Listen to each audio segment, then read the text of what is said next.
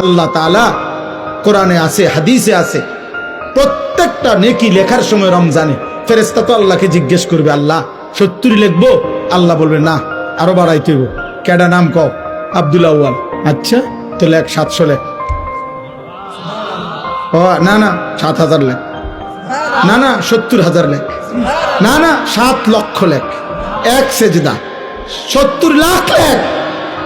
কসম আল্লাহর তাফসীর আছে। 7 কোটি লেখো, 70 কোটি লেখো, 70,000 কোটি লেখো। কখনো কখনো মহান আল্লাহ পাক তার দয়ার সাগরে যখন উথলে ওঠে, আল্লাহ বলে, ফেরেশতা তুমি লেখো না, আমি নিজ হাতে লিখবো। সাআকতুবু সাআকতুব, আমি লিখব, আমি।